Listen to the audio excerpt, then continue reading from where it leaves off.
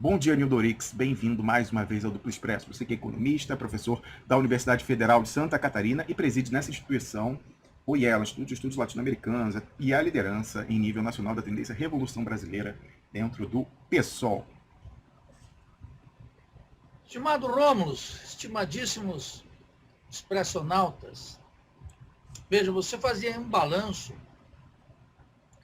dos acertos e das previsões do DE. E eu, há muito tempo, tenho dito que a pauta identitária estava com os dias contados. Está tudo aqui, só buscar. De onde é que eu tirei essa ideia? De uma análise marxista da realidade brasileira, mas da história brasileira, Rômulus. Eu vou colocar aqui 3 ou 4 pontos que me parecem que o expressionauta deveria colocar atenção. O voto feminino, ele é introduzido na vida política brasileira entre 32 e 34. Mas somente em 1965, portanto, já durante a ditadura, o voto feminino é igualado ao voto do homem, porque tinha o problema do trabalho, quem trabalhava, quem não trabalhava. Como a ditadura fez uma feminização do mercado de trabalho, baseado na superexploração, eles igualaram e deram o direito de voto. Na ditadura,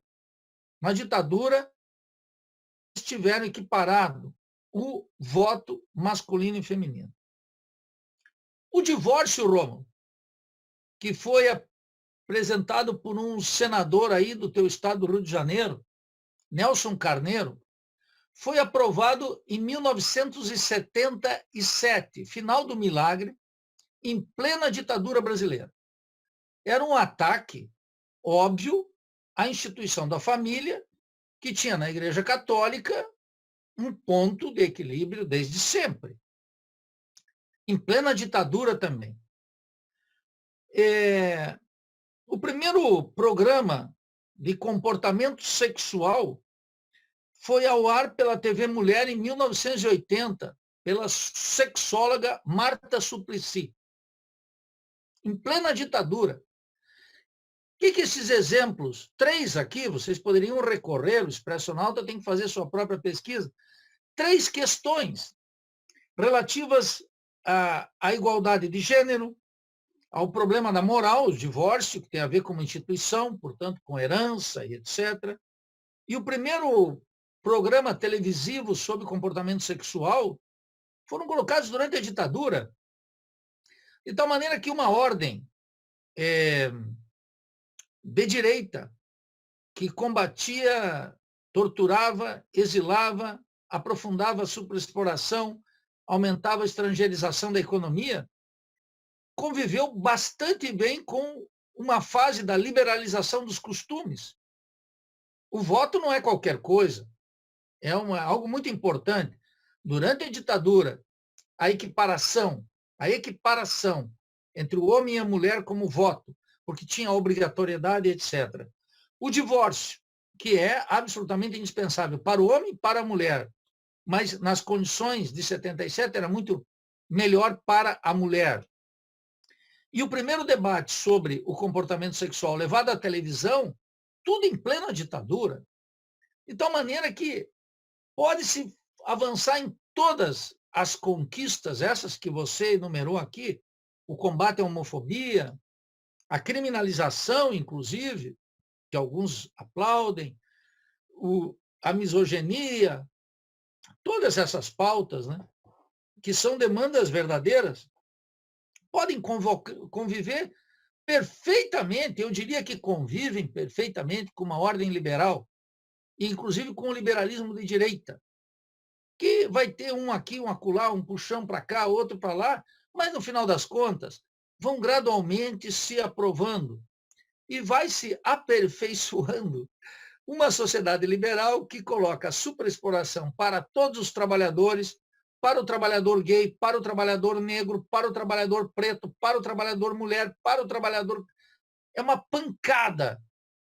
E iguala alguns direitos confinados, chamemos assim, que jamais dará uma autonomia objetiva para o trabalhador, no sentido que ele poderá exercitar, com o fruto do seu trabalho, uma cidadania plena, tal como nós podemos ter na Suíça, na Inglaterra, na Alemanha, ou mesmo para amplos setores da classe média nos Estados Unidos. A minha avaliação de que essa pauta seria adotada pela direita está sendo confirmada agora, quando figuras como Joaquim Levy avançam na questão ecológica e, portanto, junto com Bracher e um conjunto de figuras do establishment, começam a ter um programa para salvar a Amazônia numa espécie de capitalismo verde.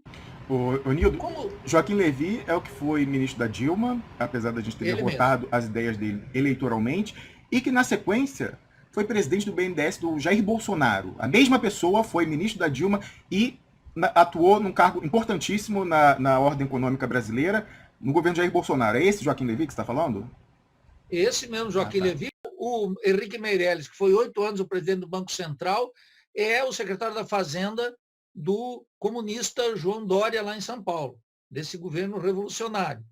Então, veja, o pessoal tem que acordar.